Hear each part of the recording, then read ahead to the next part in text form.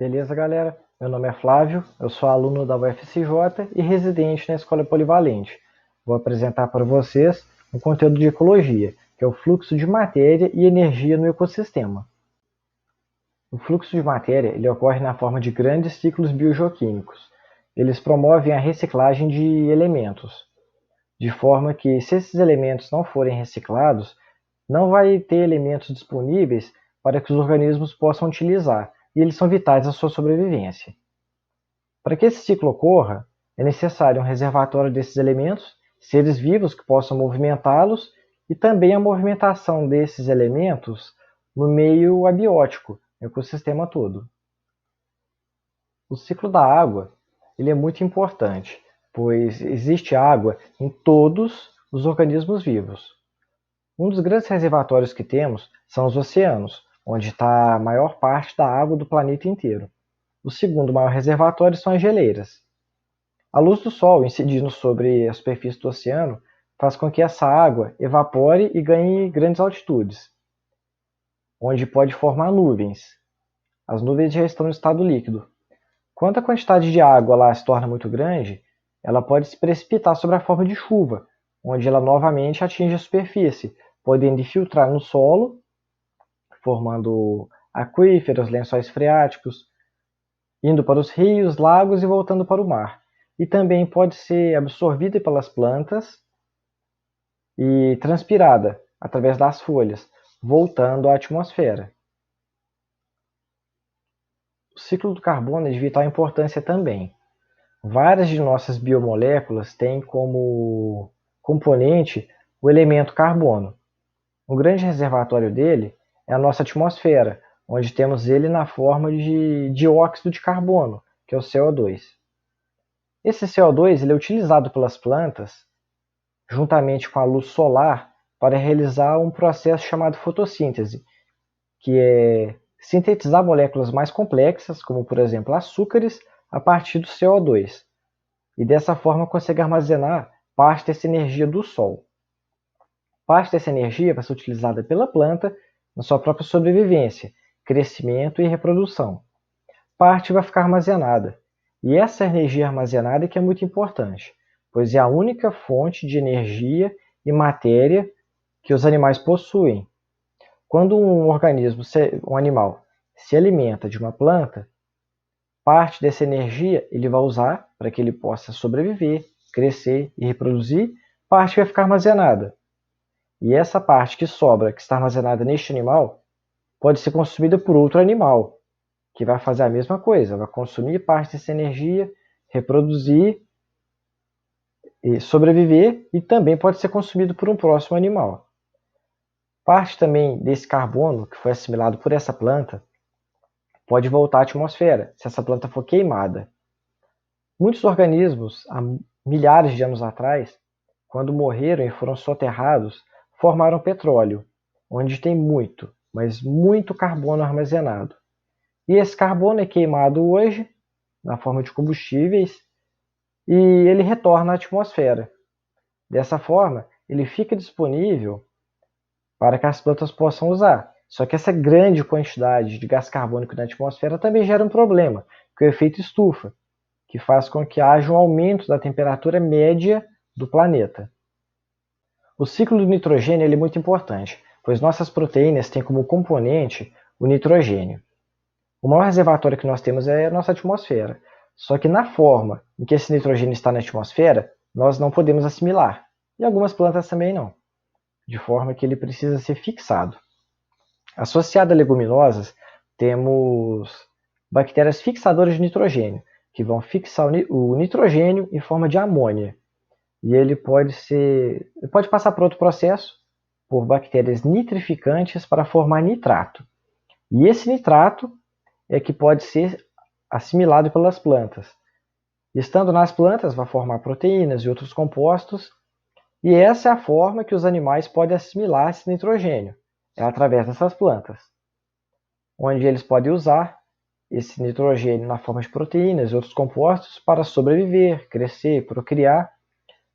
E quando eles morrem, eles podem deixar esses compostos novamente no solo, na forma de amônio, onde bactérias nitrificantes podem convertê-lo a nitrato novamente, onde ele volta o ciclo.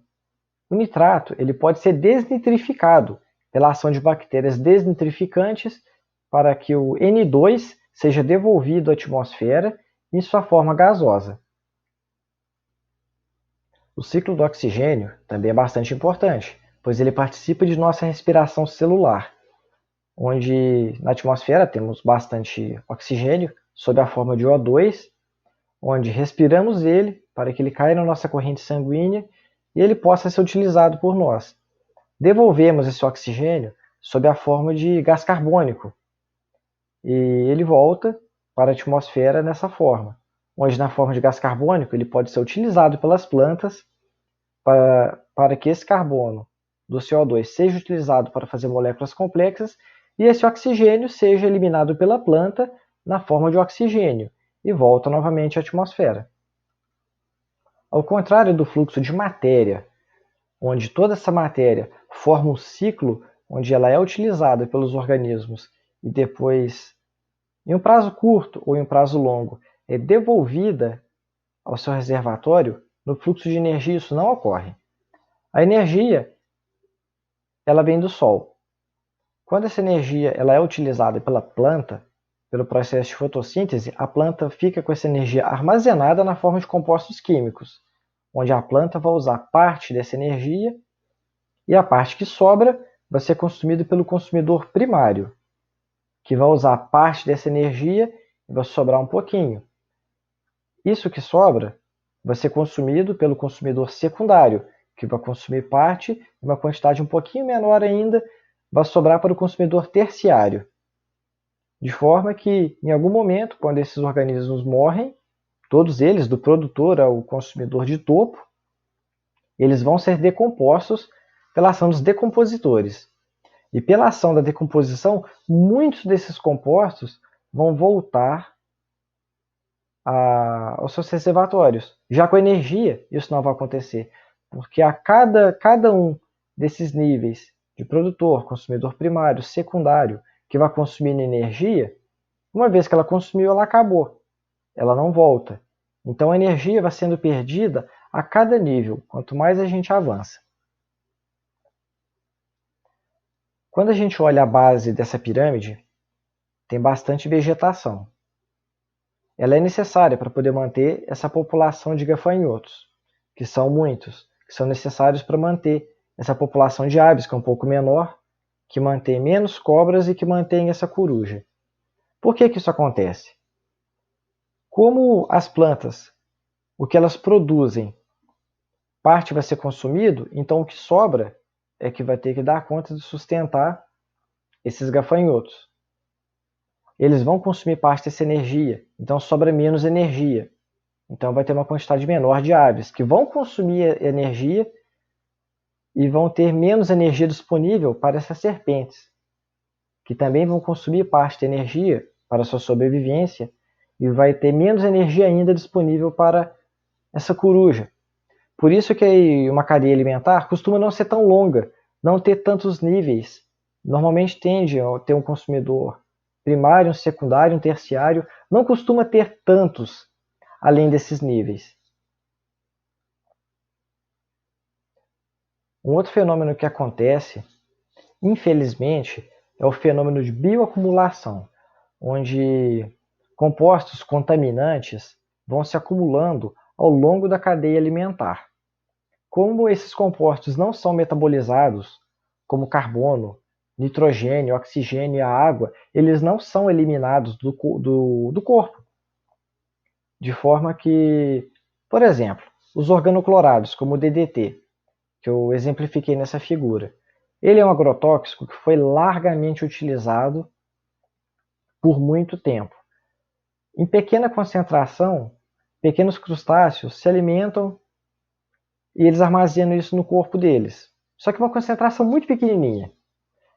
Só que peixes um pouquinho maiores, que vão comer esses crustáceos, vão, além de comer esse animal, vai ingerir todo esse DDT que eles comeram. E um peixinho não vai comer um crustáceo só, come vários. Então esse peixe vai acumulando todo o DDT de todos os crustáceos que ele comer. Peixes maiores vão comer esses peixes menores e vão ir acumulando todo o DDT que estava nesses outros peixinhos. Então esse peixe maior já vai ter uma quantidade grande desse DDT. Só que as aves comem esses peixes maiores e comem vários. Então essa ave vai ter acumulado todo o DDT de todos os peixes que ela comeu, de todos os peixinhos que foram comidos pelos peixes e de todos esses pequenos crustáceos. Então a quantidade de DDT que vai ter nesse predador de topo é muito grande. Naquele exemplo anterior que tinha coruja, de todos aqueles, o mais propenso a armazenar muito da contaminação é a coruja, porque ela se alimentou da serpente que se alimentou, de todos os que vêm abaixo até chegar nos produtores. Então toda essa contaminação vai ficar com eles. Um problema que já ocorreu com o DDT foi justamente esse, onde a águia americana ela tinha DDT no seu organismo, que obteve através de toda essa cadeia alimentar. Os ovos dessa ave ficavam sem cálcio, então o ovo ficava muito molinho, de forma que quando a ave sentava sobre os ovos para chocar, o ovo estava mole, a própria ave esmagava o filhote sem saber. Como nós, humanos, nos alimentamos, pelo menos muitas pessoas se alimentam de frutos do mar, como peixes, por exemplo, nós também estamos ingerindo fonte de contaminação, porque nesse caso nós seríamos o predador de topo. Aí toda essa contaminação que teria nesses frutos do mar, no caso desse exemplo, viria para nós. Obrigado a todos vocês pela atenção e tenham uma boa prova.